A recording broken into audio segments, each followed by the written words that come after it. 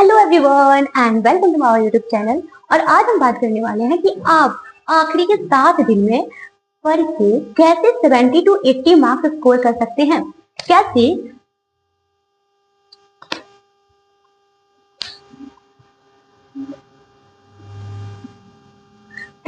70 to 80 marks percent score कर सकते हो।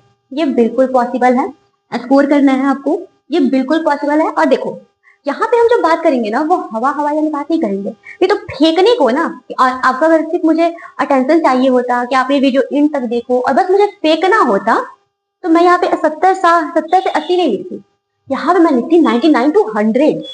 ठीक, लेकिन हमें तो फेंकना है नहीं। आई जस्ट वॉन्ट कि मैं आपको अच्छे से मेंटर कर पाऊं इस 70 दिन में। तो हम सिर्फ रियलिस्टिक यही है कि हम 70 से 80 तक का टारगेट करें। ठीक, टारगेट 70 से 80 क्यों? इसमें से ना आपको 20 नंबर के लिए काम नहीं करना, क्योंकि ये 20 नंबर आपको आपका स्कूल ही दे देता है। ये तो पक्का है, एकदम एकदम पक्का है। ठीक है, एकदम इसको आप मतलब 20 नंबर आपका ही है। ठीक, आपको सिर्फ कितने के लिए मेहनत करना है? आपको सिर्फ 50 to 60 नंबर के लिए मेहनत करनी है।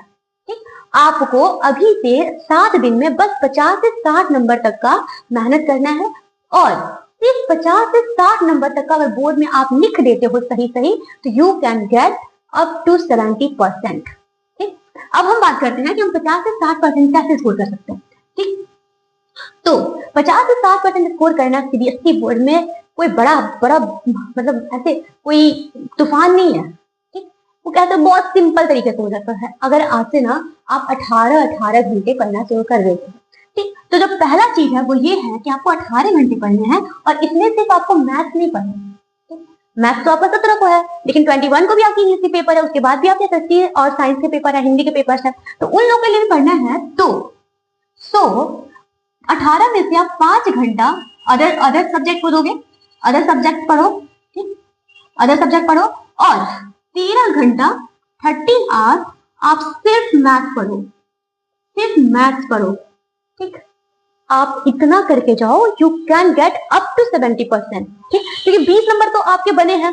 ठीक, आपका स्कूल दे देगा 20 नंबर, आपको बनाना है सिर्फ 50 नंबर और 60 नंबर। ठीक, 50 से 60 नंबर कैसे आ जाएगा? तो आपको पढ़ने हैं 13 घंटे, 18 घंटे पढ़ने हैं, जिसमें से 5 घंटा आप अदर सब्जेक्ट पढ़ोगे और 13 घंटा आप पढ़ोगे मैथ। ठीक, और उस 13 घंटे में आप क्या करोगे? देखो, you are just like my brother and a sister.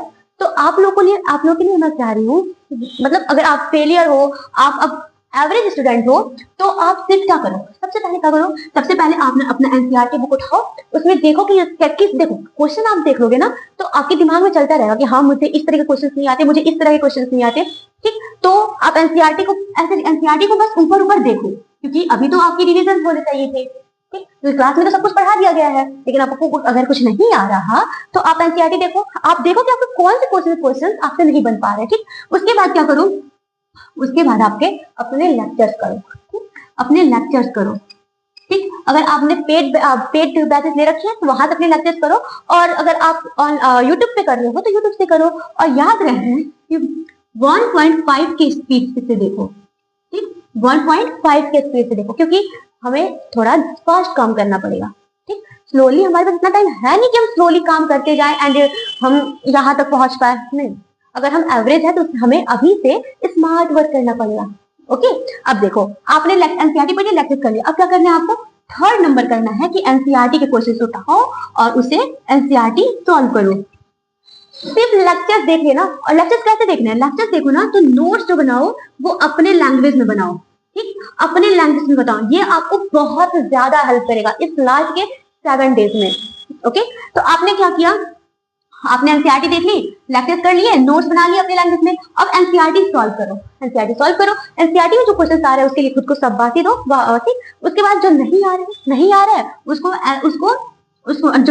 है, जो क्वेश्चन आपसे सॉल्व नहीं हो रहे हैं उसको आप मार्क कर लो। ठीक, और उसको आप कम से कम एक बार तो खुद से रिवाइज कर लो। ठीक, एंड उस लास्ट में क्या करो? लास्ट में अपना एक शॉर्ट नोट्स बनाओ, शॉर्ट नोट्स।